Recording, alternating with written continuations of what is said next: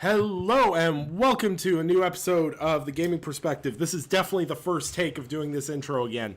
So, we have a great new week ahead. We've got tons of stuff to talk about. We got Last of Us Part 2 new gameplay, 20 years of Arcane Studios, BlizzCon canceled, Xbox talking more about backwards compatibility on Series X, Jim Ryan talking about PlayStation 5 and its focus on generations, and we have our discussion topic to talk about the latest and upcoming PlayStation 5 showcase. We have a lot to talk about and a lot to cover, and I'm glad that we are back. Hopefully our audio is good. Hopefully you guys can hear us, and hopefully my computer does not decide to install a Windows update again in the middle of my podcast. Thank you, Microsoft. So, we'll do quick introductions again. Join me from Windows Central, iMore, and Android Central, Mr. Samuel Tolbert. Shut up. Everyone heard before. Also joining us from WarsGaming.net, Mr. Jared Eden. How's it going, everybody? Thanks for tuning in. Let's get her talking. And also joining us from Basement Marie Arcade Podcast, Mr. Eric Jackson. Hey, it's good to be back again for the first time tonight. And yeah, let's go. Yes, sir. And we already kind of talked about what the guys have been playing in the Glitched Out episode. So, in order to keep consistency and not waste these guys' time, we're going to skip over the rest of the section. No one cares what I've been playing. So, we're going to hop. Okay, so. We'll let you tell us you've been playing Baldur's Gate again. Actually, no. I've actually been playing stuff that will make Sam proud of me. You know what? You guys are forcing me to talk about this now. So, I've been playing 3 games, essentially.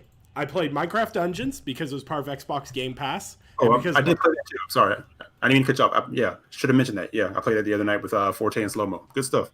Yeah, it's good stuff. It's really fun. It's basic enough that I'm going to play it with my daughter because she's a huge Minecraft fan, but also has enough layers to it that it's kind of interesting to play along. It's a nice little mini Diablo type experience, but not as in depth, which I'm okay with.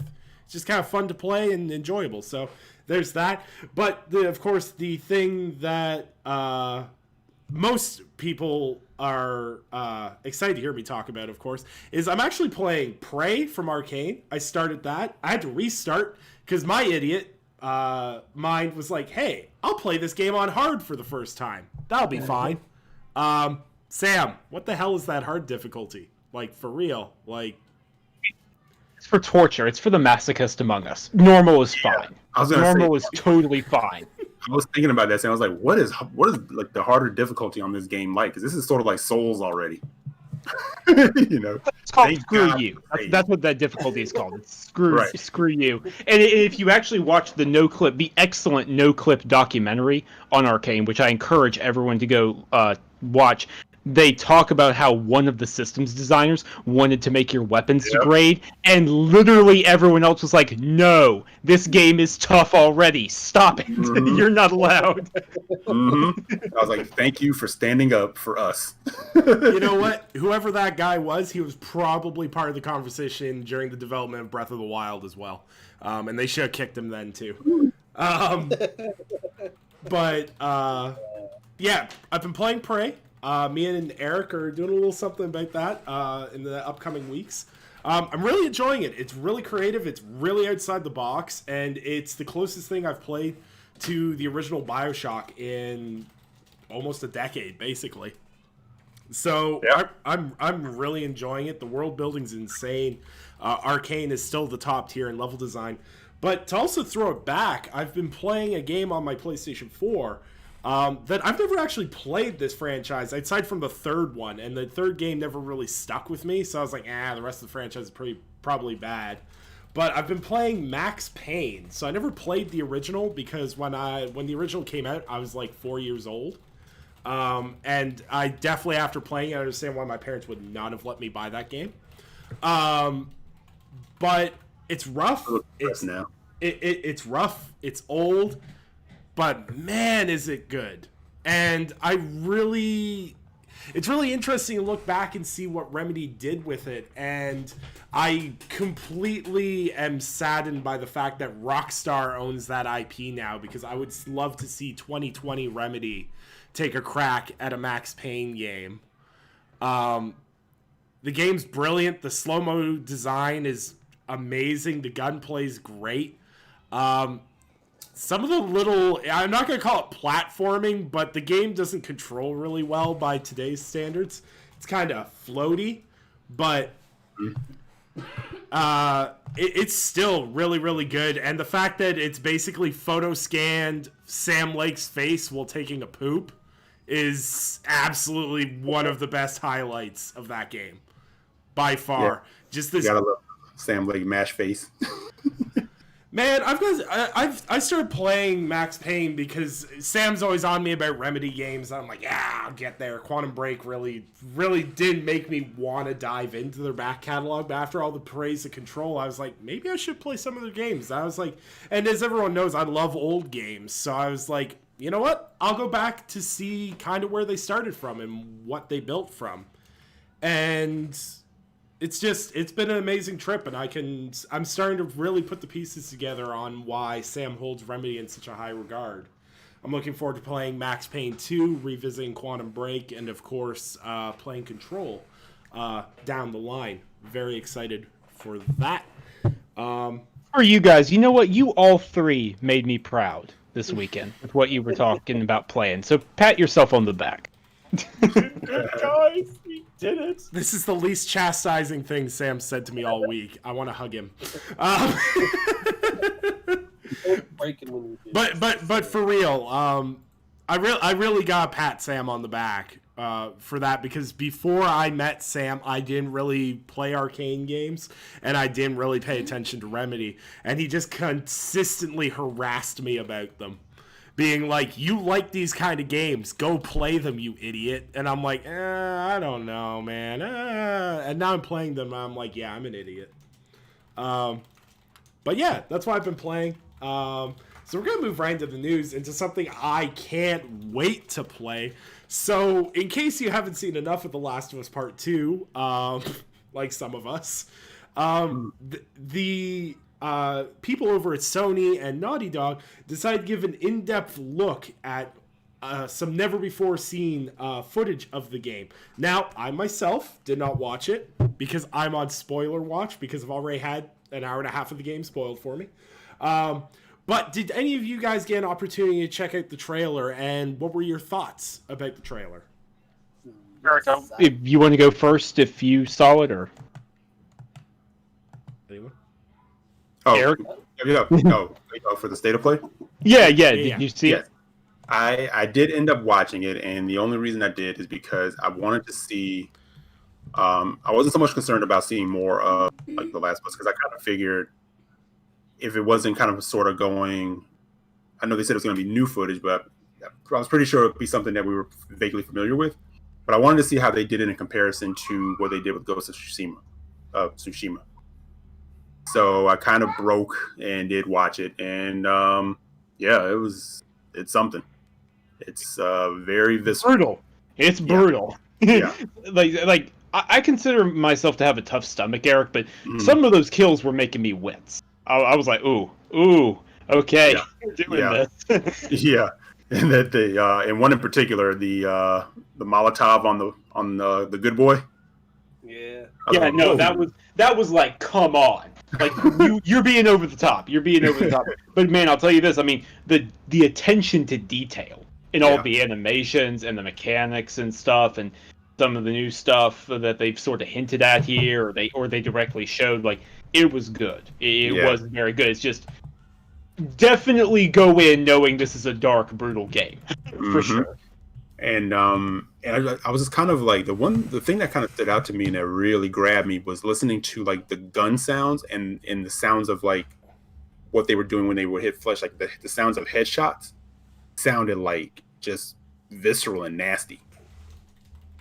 You know, and then when arrows like through the air and then hitting something, it was like even the sound. I'm like, man, like you said, the attention to detail is insane. Mm-hmm. Yeah, for sure. Jared, did you get a chance to see it? I sure did, and I actually quite enjoyed what I saw, even though overall nothing over the top stood out for me, but I really liked the evolution of, or the addition of more gameplay mechanics and just basically more fuller of a game it feels in comparison to the first one. And I'm really excited to dive in because it seems like a much more expansive world to dive into and to dig into and to really discover, which is kind of one thing I really wanted to do in the first one, but being quite linear, you can't do that. I mean, you have some options to where to go, but other than that, it's not too open. With this one, it seems a little bit more diverse in what it allows you to do, and especially with the type of combat and how the AI works. So I'm really excited to see this evolution of The Last of Us is going to take hold with players, because I think people are really, really going to enjoy this. Absolutely. Sam?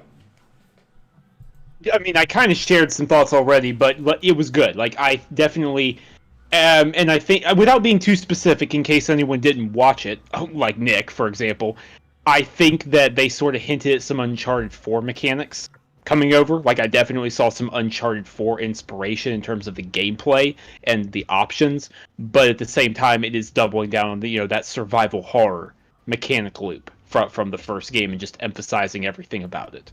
And it looks good. I can't wait. We're almost there. This has been such a long wait for this game, and it has been a brutal wait, but we're almost there. Yep. I can't wait to hear Ivan scream Sony boost at some point when the game releases. It's not truly a Sony first-party game if I don't see Ivan tweet that. I did see snippets of it. I didn't go out of my way to watch the whole thing. It was somewhat symbolic of Sony letting Ellie stab someone in the neck that was playing the PlayStation Vita, because that was probably the last person that was playing one. It's also very ballsy to think that at a post-apocalyptic world, someone would still be playing a Vita and found a proprietary SD card that fit inside the Vita. But regardless, the game looks astonishing. Like, I can't get over how good the game looks. Mechanically, it looks great. My biggest criticism of The Last of Us has always been mechanically Naughty Dog games all feel kind of samey, but it looks like they've really doubled down on presenting something new and exciting. And it's similar at its core. It still feels more visceral. Like, the first thing I really noticed from some of the snippets I've seen, and shout out to people like Suni Legend who put together amazing GIFs in like no time, is that dodging mechanic flows so well and looks so good. And just how as Eric mentioned, how like the combat felt and looked, and you felt each impact, you felt each bullet hit. And when it's a survival horror game, or a survival game, I don't know what you want to classify The Last of Us as. If you play it on a hard difficulty, it's definitely survival horror. If you play it on easy, it's an action game. But regardless, which is brilliant in itself, is that the game mode can change the genre of game it is. That's brilliant in itself. Yeah. And yes, this is me gushing about Naughty Dog. It happens sometimes. My ears are burning a little bit. It's like I'm not used to this right now. But the thing is that if you're making a survival horror game or a survival game of any kind, and you're limiting ammunition, it makes it so important to make every bullet, every shot, every hit you in a certain way. And this game does that. It's brutal. It's gory. It's astounding. It's insane to watch Ellie, who was so innocent and, I'm not going to say fragile because she was strong as she grew through the game, but to watch someone that was basically a kid in a game, and now you're playing her, and she's doing these absolutely horrific shit. And it's because, like, this is what she came up through. Like, she's lived through all this terrible shit. And I don't know, it's really exciting to me. And, like, spoilers be damned, this game is one of my most anticipated games of this year, and I cannot wait to get it in my hands and just play it, because I just feel like it's got such a great feel to it. It looks like it plays so great. But, like I said, this is the one time you get me gushing around about a Naughty Dog game. This is it. Don't expect it. It's not going to happen again. Probably until we do our spoiler cast, in which case I won't shut up about it. But yeah, so we're going to move on. So we got this week. We got a couple of great things. Sam already brought up, if you're a fan of Arcane's games, of Dishonored, anything like that, go check out NoClip's amazing documentary. I haven't had a chance to watch it yet. I'm watching it tonight, but I've heard amazing things about it. And NoClip does amazing work, so I'm super excited to dive into it. But this week they've been celebrating 20 years of Arcane. So I'm going to pass this over to Sam because he is our resident Arcane fan. I'm going to let him talk a little bit about Arcane and either why he enjoys the games or just talk a little bit about Arcane, because I didn't think there was anyone that could bring more justice to this topic than someone who's a massive fan of their games and has such an experience in them. So Sam? Yeah, okay, I don't want to go too far into this, but I will say, seriously, go watch that NoClip documentary. Seriously, for the love of God, I can't emphasize that enough. It gives you so much respect for that studio, and if you don't understand why others love them, why I love them, why Eric and Jared love them, why Nick loves them, then it will give you that insight. But moving beyond that, I actually wrote a little bit about this in an article on Android Central that I shared out. It's on my Twitter, about how Arcane is sort of the last of a dying breed. There aren't really any big studios making immersive sims. The genre has others, there are other people making them, but not on a big AAA budget scale, so to speak. And I think it's important that we get that. I think it's important that we, keep supporting them and keep allowing them to have all these weird ideas and these unique settings and unique gameplay mechanics, because I love them. They have provided easily some of the best comfort food and some of the most interesting experiences I've had over the last decade. Easily. Because, yes, Dishonored was 2012, so yeah, still decade. And I'm looking forward to the next decade from them. Definitely. I still don't know much about it, but it looks interesting. And Eric, since you've watched the documentary, tell me, is it just me, or do you think maybe they're reusing some of the ideas they had in The Crossing? Does it kind of seem like they might be revisiting that? Oh yeah, absolutely. Totally agree. So, yeah, I mean, I know that's a kind of broad in terms of overview, but play their games. Seriously, you will not regret it. I struggle to believe you will, because you can get all their games dirt cheap now. Go play them, go support them, go buy them, because this is a team that needs to be kept in the black.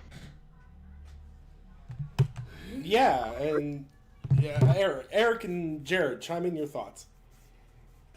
I don't really have too much to say on this subject, just because I didn't get a chance to watch the documentary in general, but just Arcane games overall are fantastic. You definitely should go play them. They're probably some of the most intricate games you could probably play, and probably some of them also the most well thought out games as well.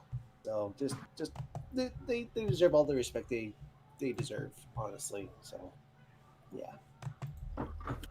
yeah, just seeing that documentary, the moment it was shared, I knew it was coming. I just didn't know when it was coming. So when you shared it the other day, I got a bit giddy, because I know we have jokes and we go back and forth about Bethesda. I like to joke, their Bethesda software studios are much better than Bethesda proper, but Arcane is just a special studio.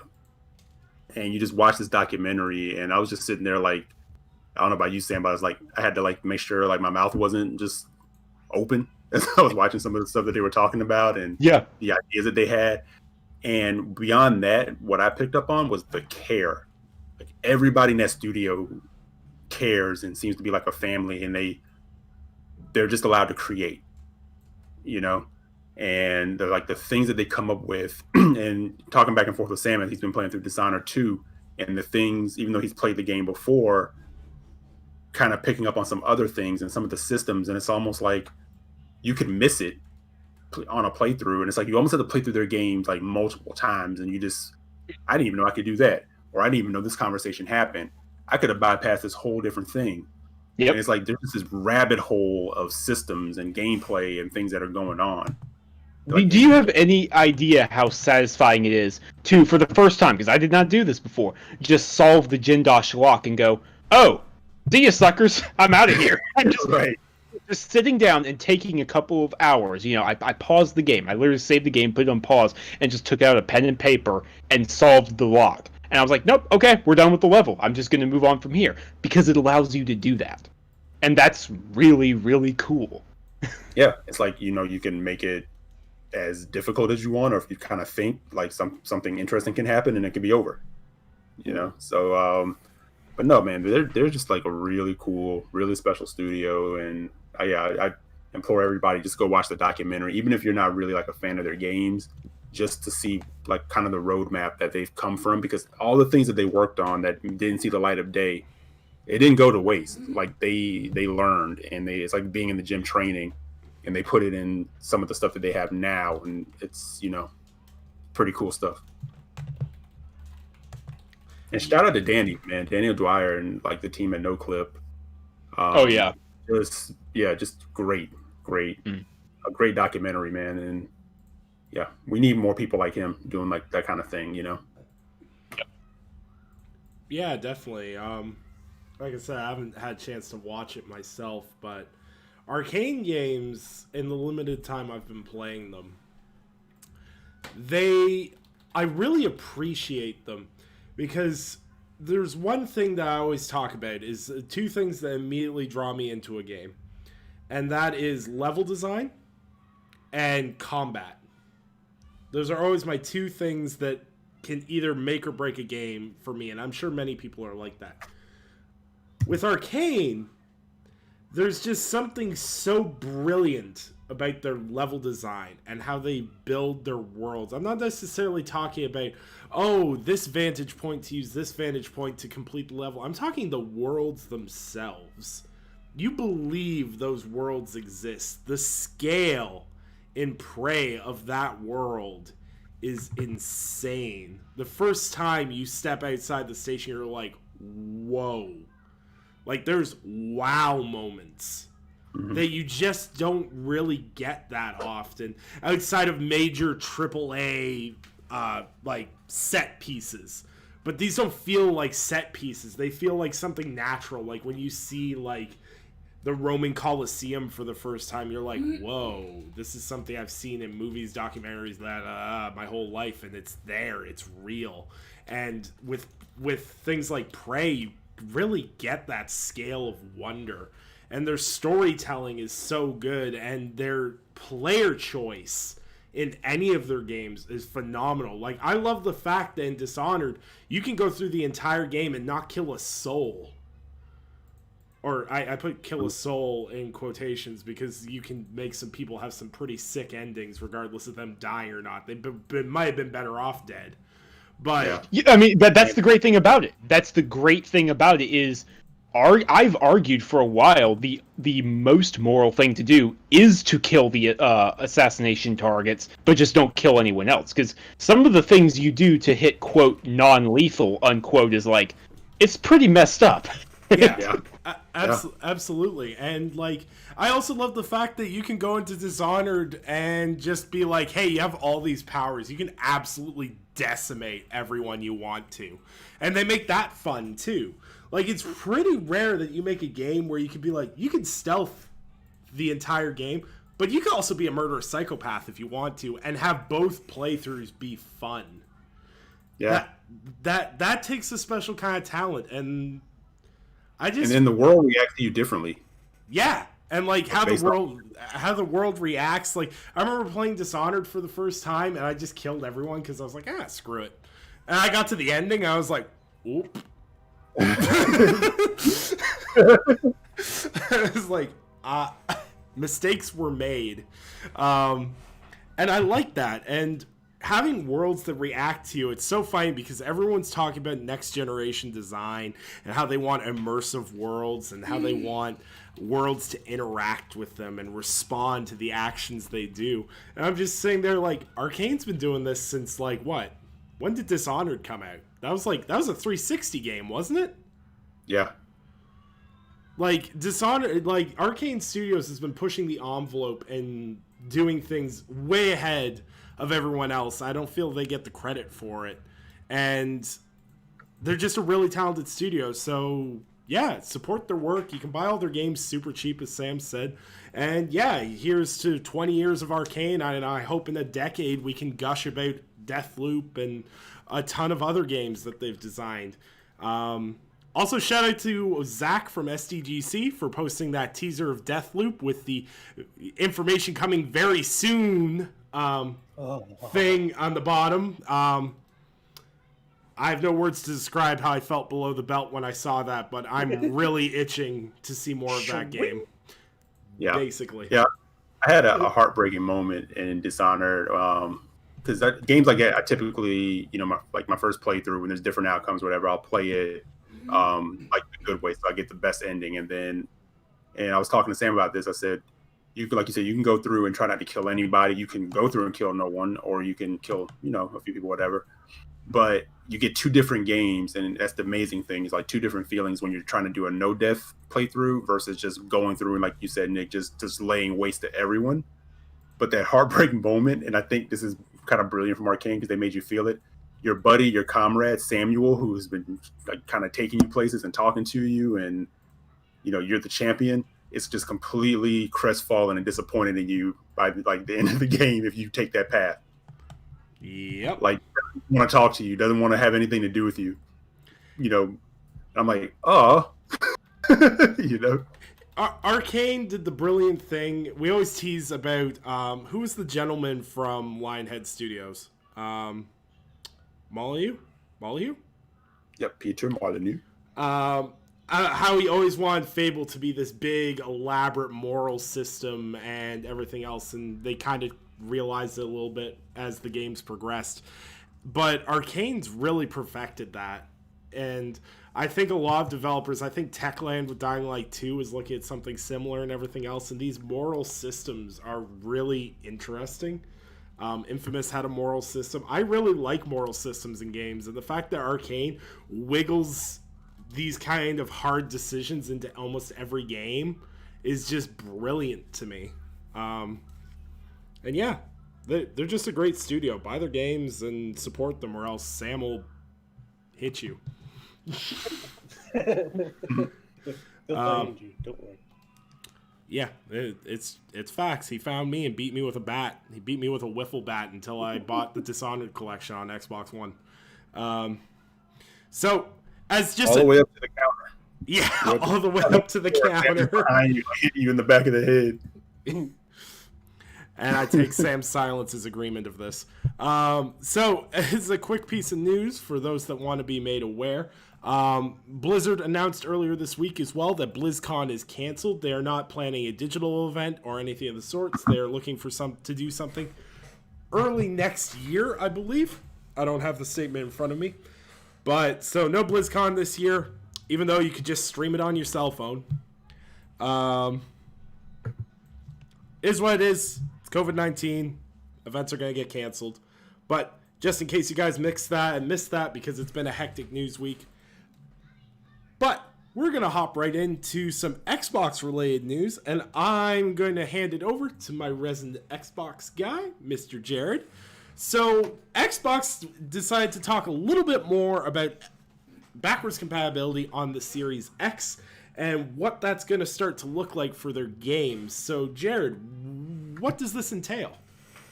So, what they described earlier, I guess what they mentioned earlier with the whole backwards compatibility coming up with the Xbox Series X is that you're going to have you are going to have all your generations being cross-compatible, so you can be able to play them all on Series X. That was really new information.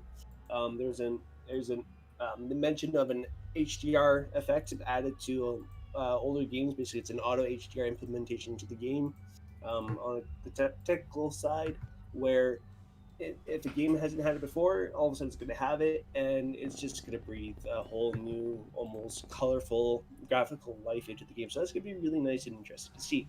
Now, there's also another interesting scenario here where you're going to see a lot of games where they stated games that ended up being 30 FPS could be 60 FPS now, or higher if they wanted to. And games that were 60 FPS before could be running upwards to 120 frames per second now on the Series X, which is substantial performance improvement over when it first came out. Of course, with this new technology, I would hope so. But overall, you're taking these older games who have always been stuck in that past in whatever format, resolution, graphical setting that they might be in, and they've never potentially been able to get past that. And now Xbox has been able to use a backwards compatibility program to breathe new life into these older games where they may be older games, but they don't exactly look or play like they're older games anymore. They're they're a little bit newer, they're a little bit fresher, a nicer feeling, a little bit smoother to play. So this is a really nice, exciting aspect to see. And I think a lot of people who enjoy playing older games are really, really going to get a good value out of this side for the Xbox. So I'm excited to see this come to full fruition. Yeah. Sam, Eric, any thoughts? I'll let Eric go first. No, go ahead, Sam. Oh, okay, well, I was just going to say, most of it is what we knew already. It's like 80% known stuff, but the 20% that wasn't was like them doubling down on, hey, we can double these frame rates and do that kind of thing. It's cool. It's really cool. Like, I enjoyed that kind of thing. Obviously, it's not the selling point. Obviously, it's not the biggest deal, but it is a really cool thing. Like, hey, what if one of those selected games is Prey or Dishonored 2? I'm going to appreciate that. If they can get it running at 60 FPS, or if there's a handful of games that they can get that were at 60 FPS running at 120 FPS. They deserve all the credit in the world for what they've done with their back compat. I mean, it is second to none. They are the leaders in that regard. Doom Eternal, baby. Doom Eternal, 120 FPS. Let's go.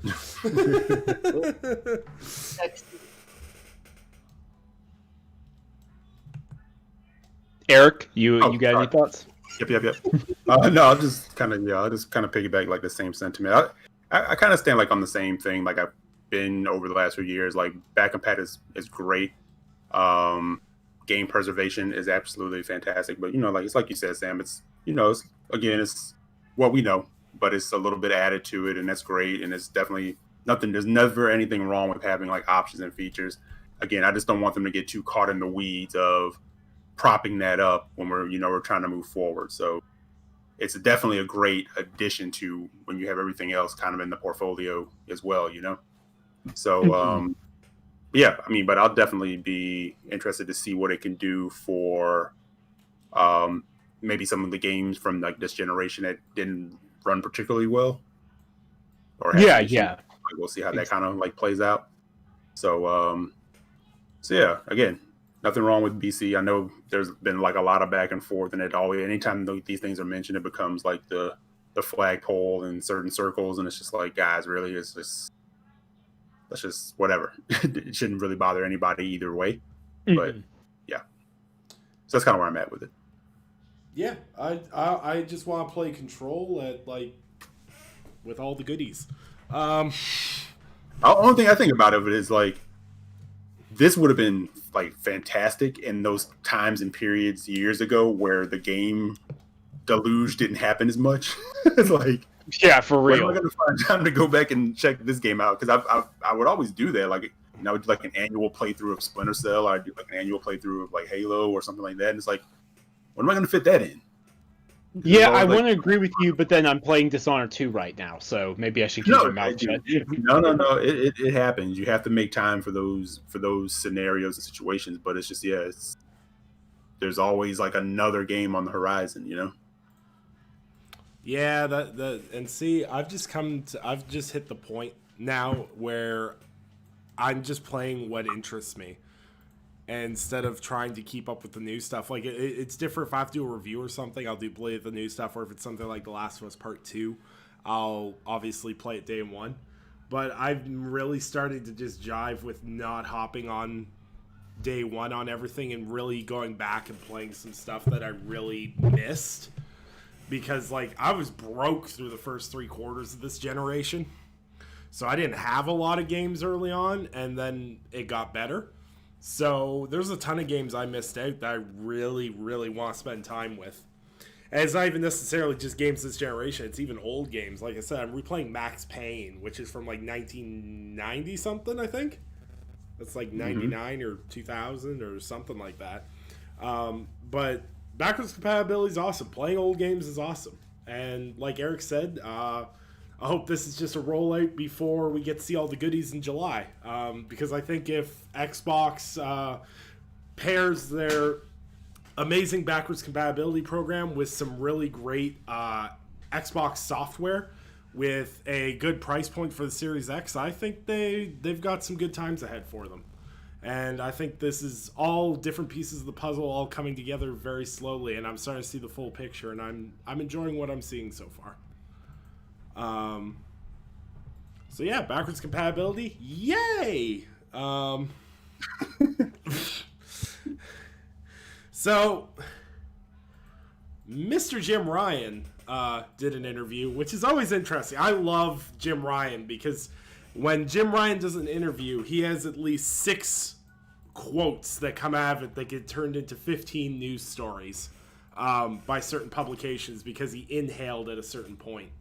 But Jim Ryan is talking about PlayStation 5 and its focus on generations.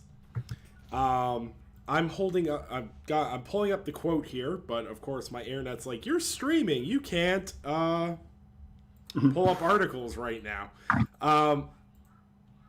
So the basic gist of it is that PlayStation believes in generations and that next generation begins when the PS5 launches. So essentially it's the opposite strategy of what Xbox is marketing right now. Xbox is like, hey, come on, we're all coming together, everything else. PlayStation's like, no, this is traditional. You buy a PS5 if you want to play PS5 games. You don't get to have both. Line in the sand. So, and I summed that up in such a terrible way. I'm so sorry. Exactly how it went. I am so out of it tonight. I shouldn't even be here. For you. Yeah, but basically, PlayStation is believing in their traditional formula, which has worked for them for the past 25 years, and Xbox is going with this new formula, which is more of a PC-centric formula. So my question to you guys isn't necessarily about what Jim Ryan said, because Jim Ryan said what I would expect the executives to say, but what I'm interested for you guys is what appeals to you more? Is it Microsoft's approach or is it PlayStation's approach? Which is more appealing to you right now? Because there's a divide amongst people on what they want and what they like. Not necessarily the same thing. Like, some people are cool with everything coming forward. Some people are worried it'll hold things back. I don't want to get into the whole scalability question because there's so many different ideas on that. I don't want to jump into that. But which one appeals more to you right now? Like, are you guys more down with traditional generations, or do you guys kind of like this free flow of you hop in when you can style that Xbox is doing? What do you guys think? A little bit of a tough question, honestly. No, I think personally, I really like them. I guess a little bit of Xbox's approach, where it's been a steady drip of information leading up to a nice full launch and whatnot, and I like the consistent flow of information. But then again, at the same time, it's hard to not like getting that nice big surprise of, okay, you've been waiting so long. Here's basically Christmas, and here's a bunch of really cool game announcements that aren't, a short look at. They're a decent length to see what you're going to actually be playing and enjoying. Here's what's different on the next console. All the little fun stuff that you want fans to get excited about in a big blowout sort of thing. So it's, for me, and I kind of like both the same way, and I see why people could like both, but also in the end, I really kind of don't care, because at the end, I'm just excited overall, and I just want to get these games in my hand, like, now. As for, like, cross-generational capacity, or capability. I really, I think it's a good idea to still maybe keep your fans in mind for the first year or two, especially maybe if it's games that you have already been working on for the past few years for the end of this generation. Because if you are making these games, and like, okay, well, we're 4 years out from our planned next generation launch, but I want you to make this game that's going to come out around that time, but it's only for that platform. Okay, but how are you going to guarantee our sales success if the fan base isn't there right off the bat? Oh, well, don't worry about that because it's going to be an exclusive and we'll rely on high console sales or a high user base right off the bat to get people invested into it. I think Microsoft might have a little bit of an issue on that aspect, but that could also be. It also depends on the attachment rate of consoles and whatnot. There's a whole bunch of crap to it, but overall, I like that you don't leave fans behind, but I do feel that you should make games exclusive for the next generation, for that specific console, because I was wanting the same thing when the Xbox One X came out. I wanted a game to be built to showcase exactly what the Xbox One X could do, but nothing really came to fruition. Now I want to see the same thing with the Series X and with the PlayStation 5. Now with the PlayStation 5, we're probably going to get those games maybe a little bit sooner than we think. Microsoft, maybe not so much. I'm a little torn on everything, really. I'm kind of just in the middle.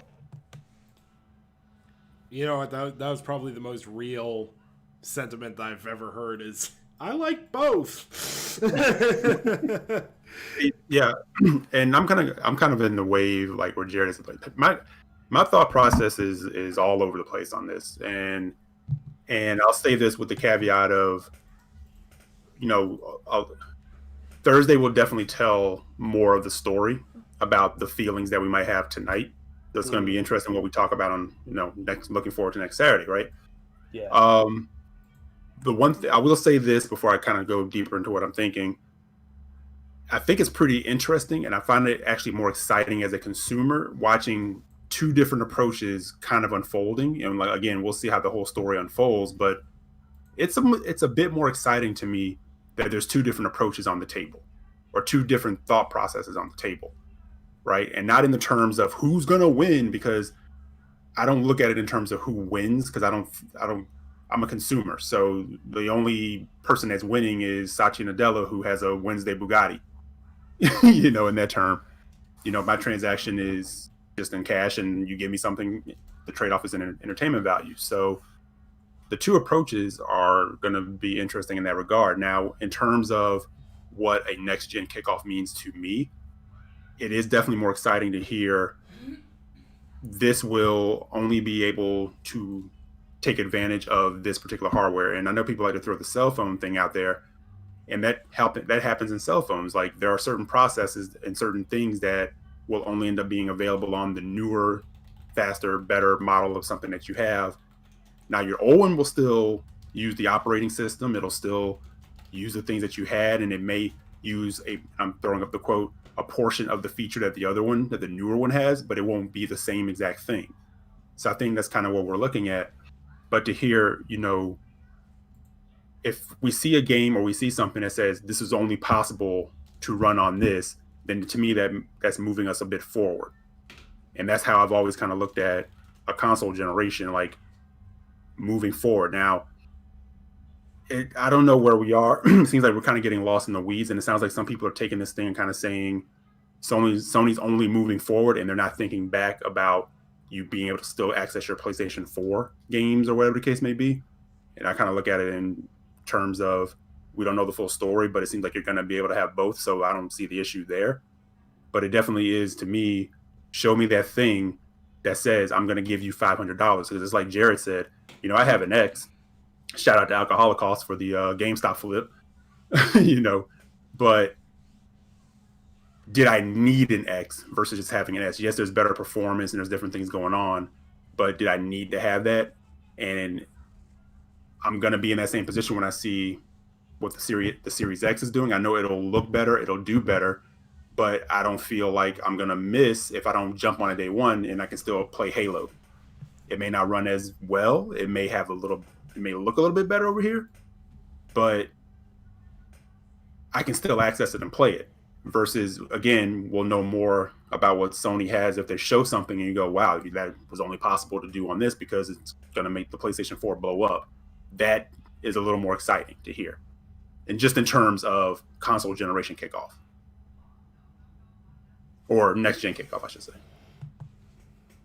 Yeah, absolutely. Sam?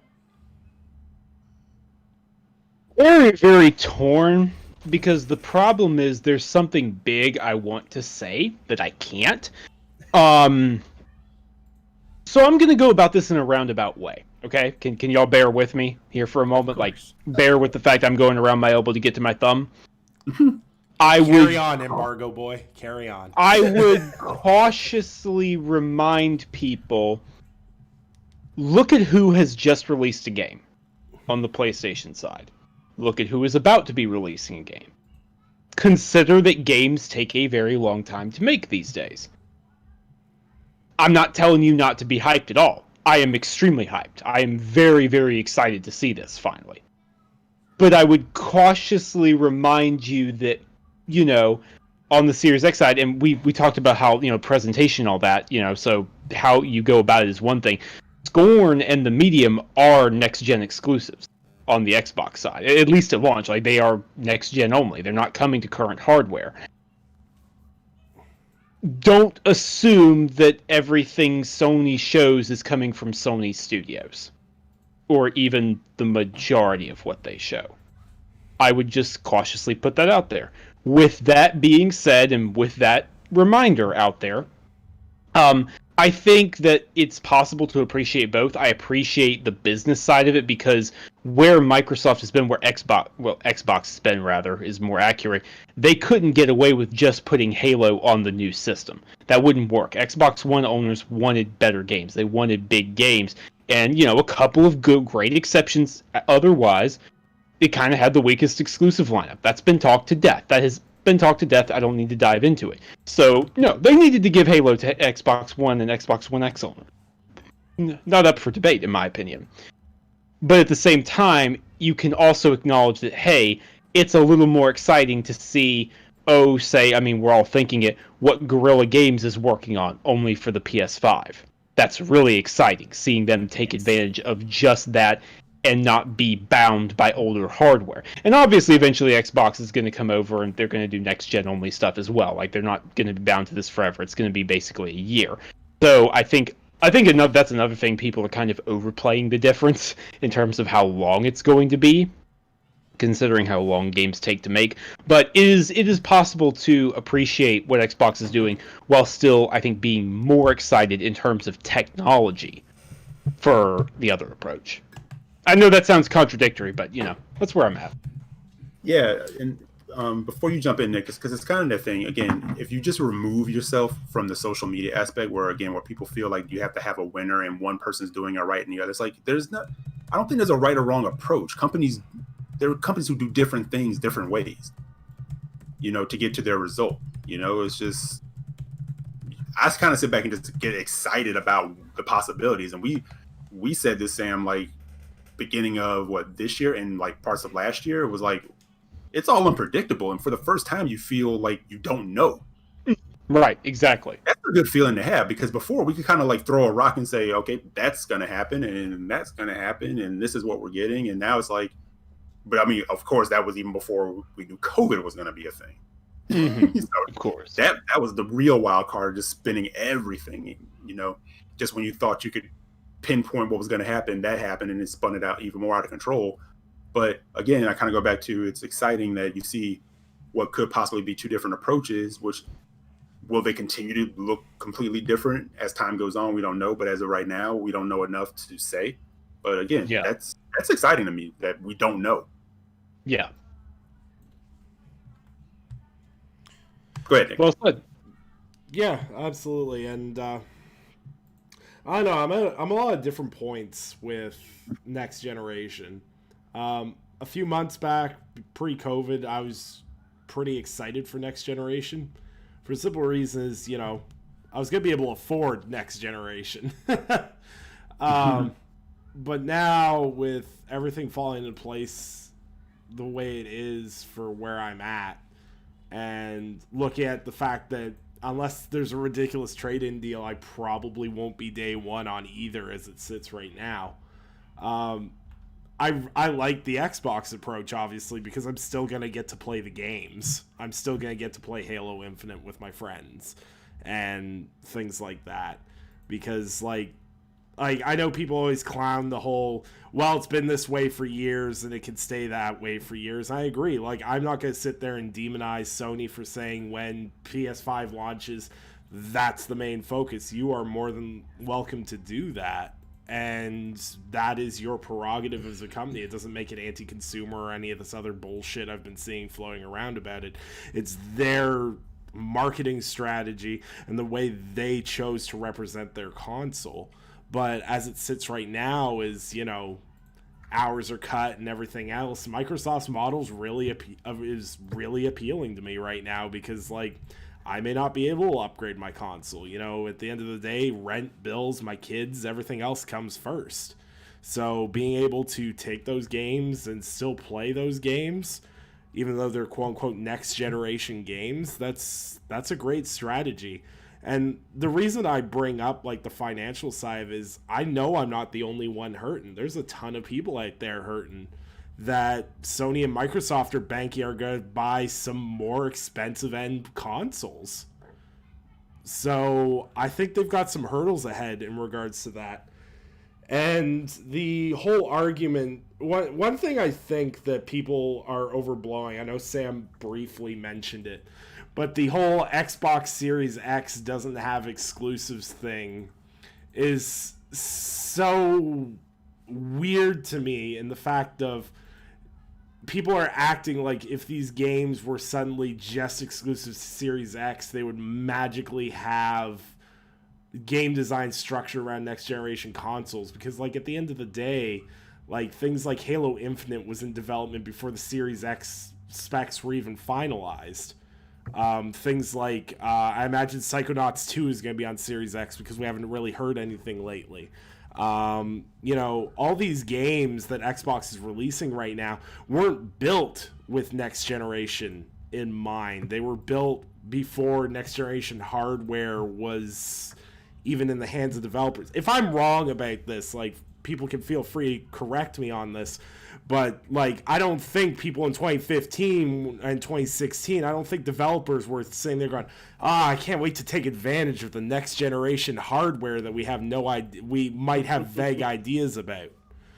I think the games that are starting development in 2018 and 2019 are the ones you want to look for, which is about a year and a half after launch. Yes, you're going to have your first party lineups that have been building games essentially for that hardware, but I think that both companies are in interesting situations. Halo Infinite was clearly in development for a long time. They rebuilt a new engine. What does that mean? I don't know. We haven't seen anything yet. They need to show their hand in regards to that. And with PlayStation, they're ending the PlayStation 4 generation strong with Ghost of Tsushima and The Last of Us Part 2. But that takes two of their heavy hitter studios out of their launch lineup. So what does that mean? Like, are we going to have to wait till 2024 or 2025 for the next Naughty Dog game? What does that mean? How long until Sony Santa Monica is ready to shoot again? These are all valid questions that people have been asking, and, like, we don't know. Like, could they crank out a God of War game in 3 years? Probably. Should they? I don't know. It's the same thing as we see rumors flowing around Horizon Zero Dawn 2 being a launch title for PlayStation 5. And I was personally more interested in seeing Killzone come back and then them doing Horizon Zero Dawn 2, because I think if you don't do a sequel justice for Horizon Zero Dawn, if you piggyback it so close, and what I mean by that is I feel like give the developers more time with the hardware.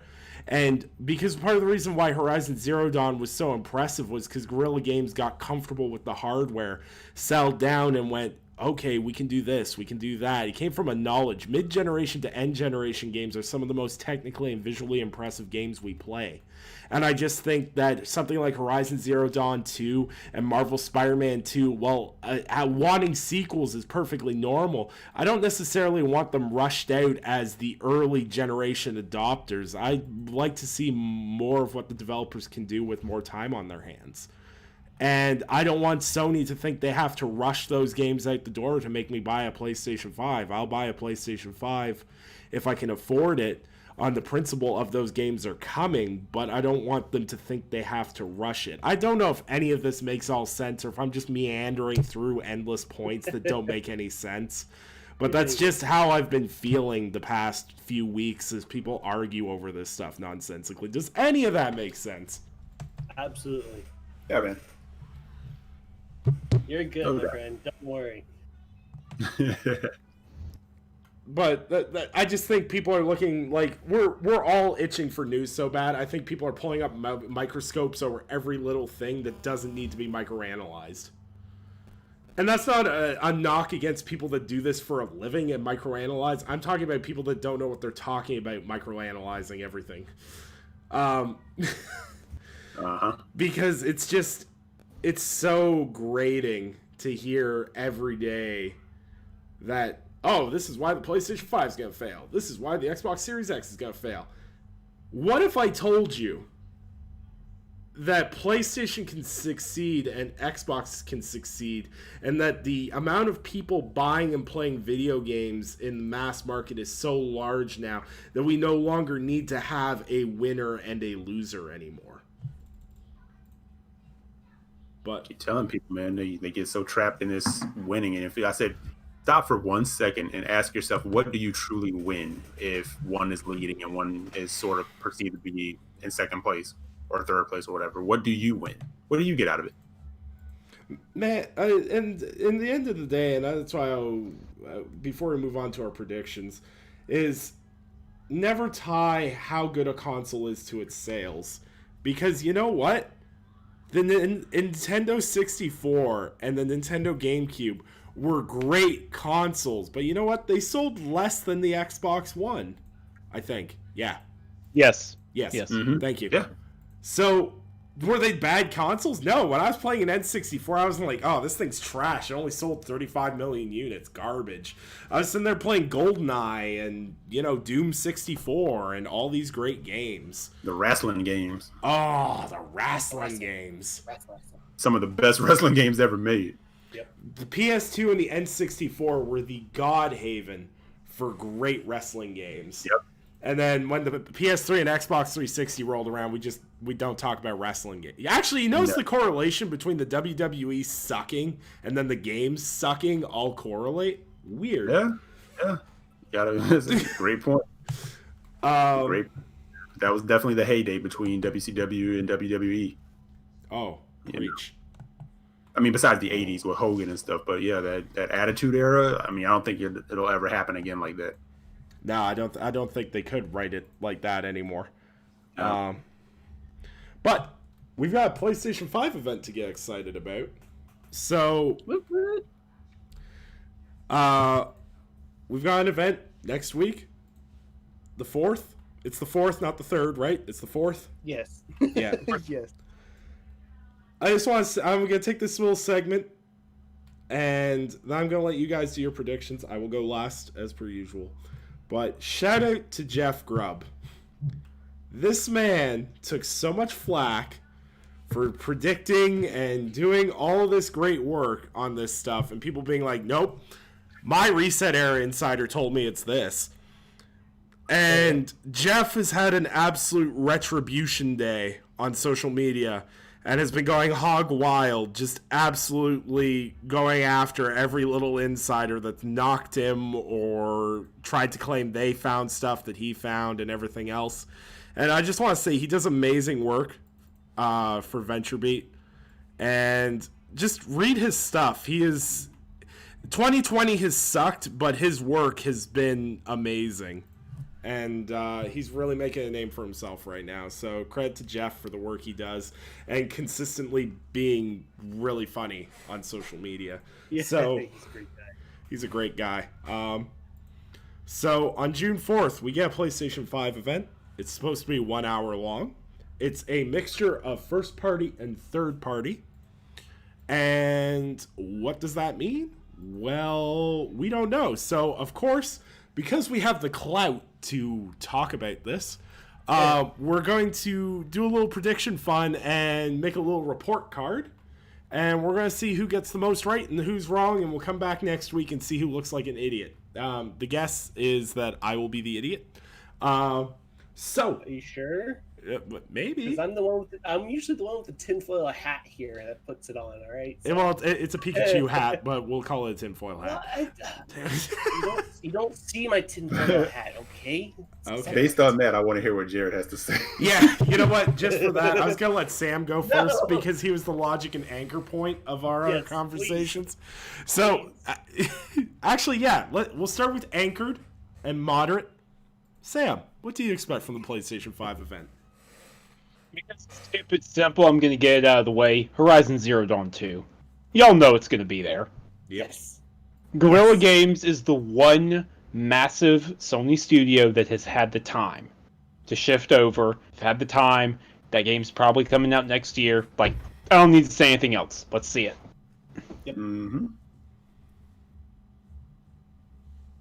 It'll be Aloy flying in On a Stormbird. on a Stormbird. Or no. That's how the gameplay demo ends. Mm. Ooh, that'd be cool. Just wake And me up when imagine- it's over. And Nick, shut up. Or guys, counterpoint. Not the sky, but the sea. Imagine if they've got like ocean areas in this one, and there's like a mosasaur, like a mosasaur style. It's all dark at night, and you see the lights come under you in the water. Like that would be horrifying. Yeah. That'd be awesome. I hope it's Damn, Killzone Nick. Shadowfall 2. Nick, oh my god. Okay, what's the other picks? That's what I got. That's what you got, Sam? All right. For grounded. Okay. For not grounded. Give me a not grounded. Yeah, Eric, you're next. You're next, man. He wants me to give a not grounded first. Not grounded. There will be. You know what? Okay, you know what? For not grounded, Silent Hill. I don't think it's going to be there, so I'm saying it's not grounded. Oh. But you know what? I hope I'm wrong. Oh. Now, as a follow-up question, without compromising your journalistic integrity, of course. Do you think it's not going to be at that event, or do you think it's not happening at all?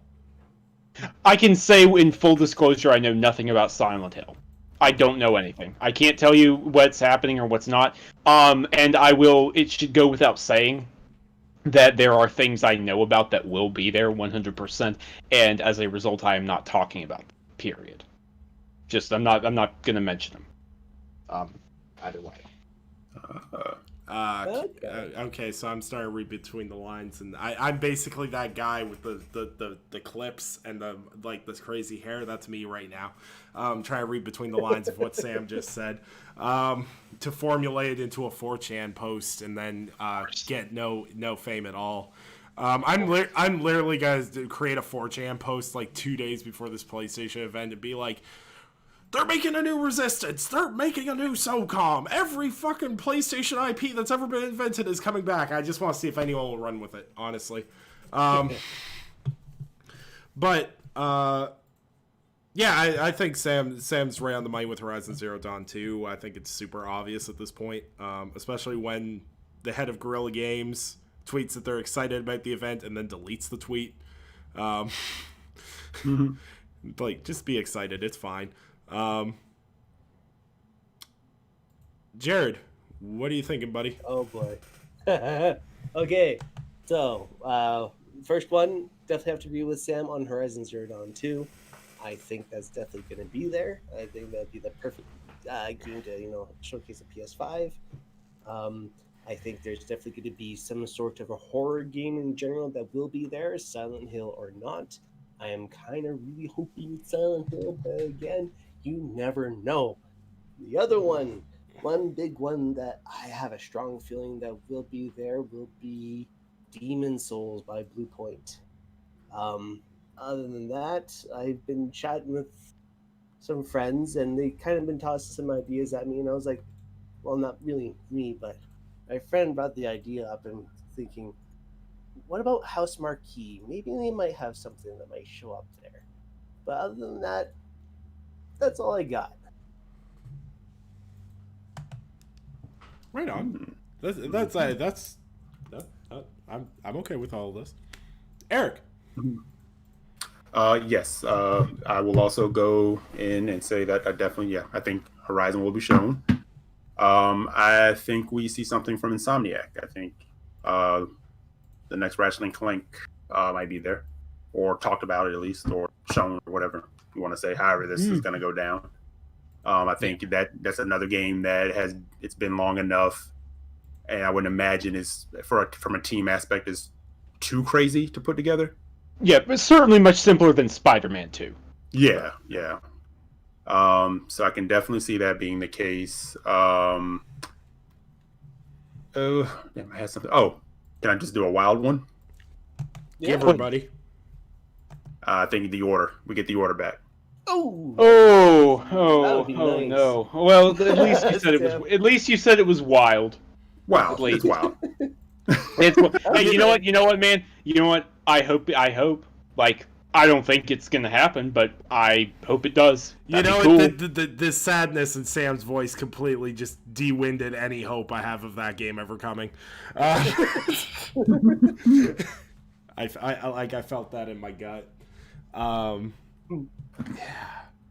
I need Ready at Dawn to stop making VR games and just make that game. Like, that just needs to happen. I guess I'll go. Killzone Shadowfall 2 and Knack 3. I'm kidding. I actually will be really surprised if Knack 3 doesn't come up in some capacity, because I swear there's something contract related with Mark Cerny and the Knack franchise. They're like, Mark, we need you to make a new console. He's like, so you're going to let me make another Knack then? I feel like that's tied in. But realistically, Horizon Zero Dawn 2 is going to be there. Another realistic thing that's going to be there, Call of Duty is going to be there. It's not really a no-brainer. They have marketing deals for it. They say third parties are going to be there. They're going to show off the new Call of Duty. There's been tons of leaks in Warzone lately. Kate Onder, who's been on the show, was tweeting about this as well. There's been tons of Black Ops related Easter eggs in Warzone the past few weeks, and it seems like a no-brainer for that to be there. I agree with Eric in regards to Ratchet and Clank. I don't think we see I don't think we see Spider-Man. I've seen a lot of people clamoring for that, but I just think it's too soon. I want them to play around. I can see that at the Game Awards. Like later this year at the Game Awards, I could see Spider-Man 2 being announced there. Yeah. That's another game where I kind of want them to get comfortable with the hardware before making it. Like, I don't want them to rush a sequel.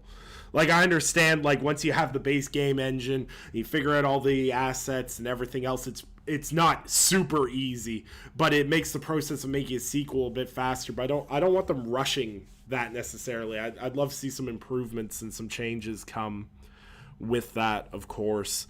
My wild and woolly one that I know is never going to happen is a Resistance trilogy. And that's... Oh, you know what? I'm sorry, I didn't mean to cut you off.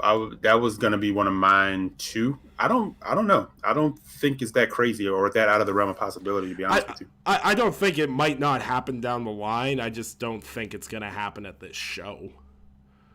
I'll say this. I think Insomniac will be there, and it could be with either one. It could be with Ratchet and Clank, or it could be with Resistance. I would love something for Resistance. I love that series. It's one of the series that's trapped on PS3 that you can play through PS Now, and I'm seriously gonna give PS Now a run just to play it again. I also think Jared's point of Blue Point being there, like if we don't see Demon Souls, I don't understand why. Because let's be real here. Like I joked a lot about, I keep hoping that it's not going to be Demon Souls, and it turns out to be a Metal Gear remake that's exclusive to PS5. But Bluepoint's making Demon Souls. Like, it is literally the worst kept secret besides Randy Pitchford's USB stick at this point. It is the worst kept secret in the industry. Like, it's not even like people have like been hinting at it. Like, people like Colin Moriarty have straight out said it's a Demon Souls remake. So if it turns out to be anything other than that, I would be shocked. I just don't know, because when they presented this event, they said this is part of one of many events. I don't know if that's something we might see later.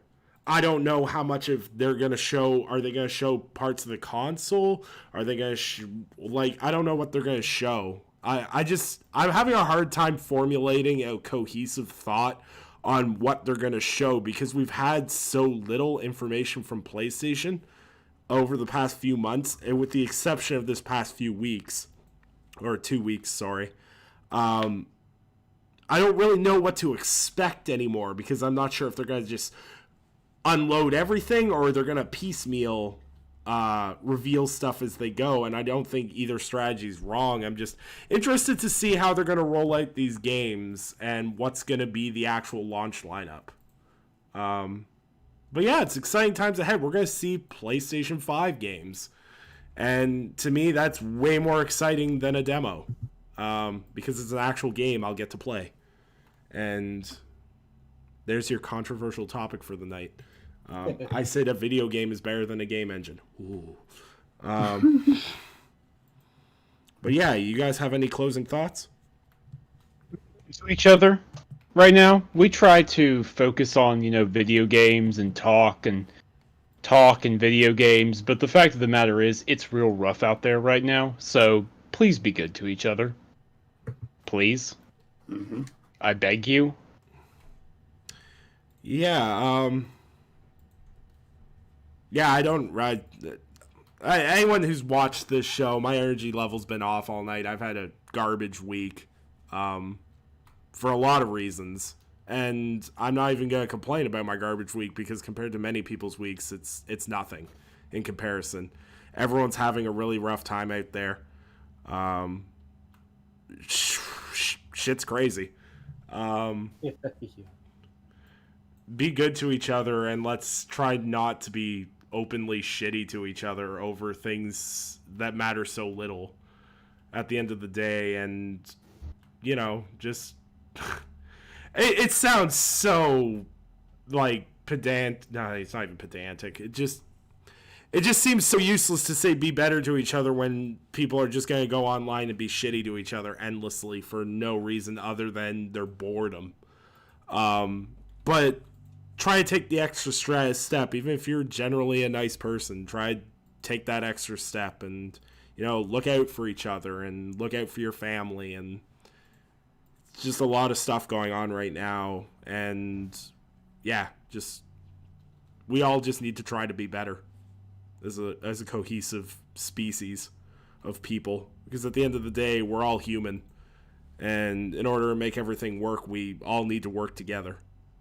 And we have a passion in video games, and we can't even bring ourselves to be cohesive over a hobby that we all love. We have much larger issues that require attention that we need to work together to smooth out and become more cohesive with. And I just hope people focus on that. You guys got anything else? No, that was well said. Well said, man. Yeah, so it's been Gaming Perspective Podcast. I appreciate these guys' time. Sam, where can people find you? In the void. I'm kidding. You can find me on Twitter at Samuel Tolbert, TOLBERT. You can find what I write on Windows Central, Android Central, iMore. Absolutely. Check out Sam's great work. He did a great piece with Jen from Android Central on Arcane Studios history and why their games are amazing. It's a really great piece. It was a highlight for my week, so to speak. So appreciate the work he does over there. Jared, where can people find you?